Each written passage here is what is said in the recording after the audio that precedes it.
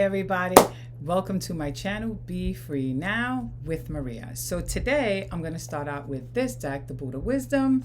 I haven't shuffled, so I'm going to shuffle now. Let's see. Oh, card flipped. So let me go with that one. All right.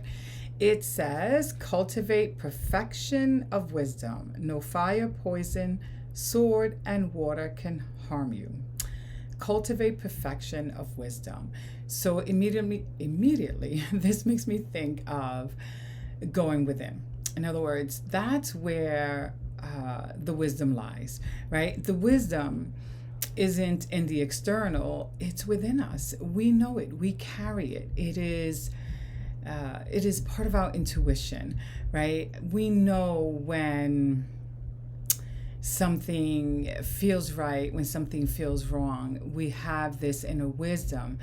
And when we use that inner wisdom, when we tap into our intuition, when we listen to our intuition, we are able to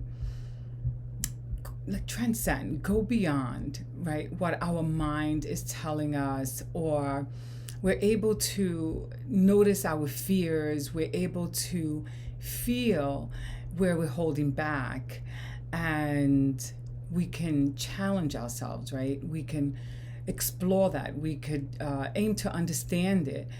We can work with what we're noticing to create shifts, right? And to move from a pattern that isn't serving us, or move from a thought in that moment that we're recognizing is holding us back in some way, or hurting us, or controlling us in some way, right? Because when we feel that fear, we're under the control of that fear. We don't want to step forward. We don't want to take chances. We just want to hold back, right? We want to restrict ourselves because we're not feeling emotionally safe and we're not feeling comfortable. So we hold ourselves back. But when we slow ourselves down and we start to pay attention to our intuition, we're able to tap into that inner wisdom, and then nothing can stop us.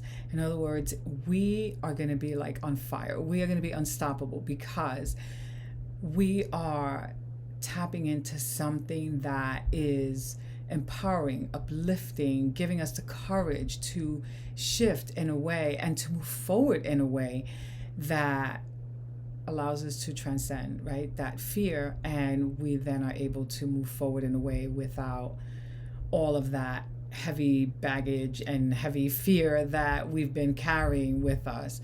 We're able to transcend that and move forward. So before I go any further, I do want to pick a word from my bag of words to see what else I feel inspired to add to this. Oh, wow. Okay. Oh. It's action. It's actually steps, but I wrote action. I'm not sure why. And indifference. Okay, so two words came out. So, immediately with steps, right? And action, right? It's just pretty much straightforward. It's making me think, all right, we want to take action.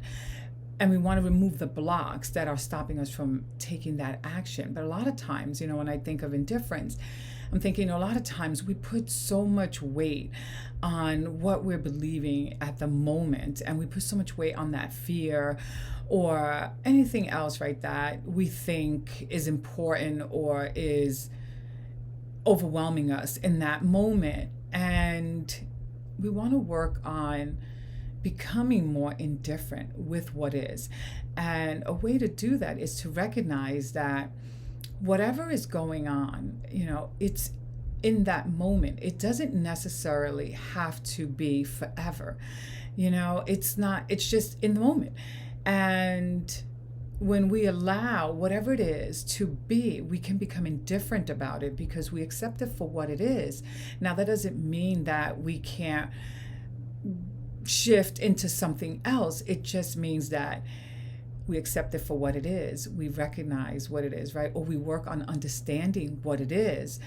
And then we are able to create that shift because we allow that to be, right? We're creating an indifference about it. It just is. We're not creating a story around it or creating an identity around it.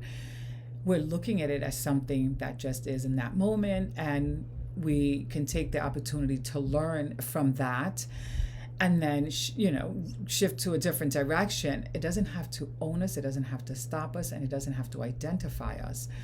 We make that choice by how we approach it and how we choose to think about it and process it. If we choose to make it our identity, then it would own us. If we decide to allow it to exist and be feeling different about it and not make it our own personal identity, then we're free from it. It doesn't own us, and we learn from it, and then we move away from it. We grow. It doesn't hold us back because we're not surrendering, right, to that as like the beginning, middle, and end of us.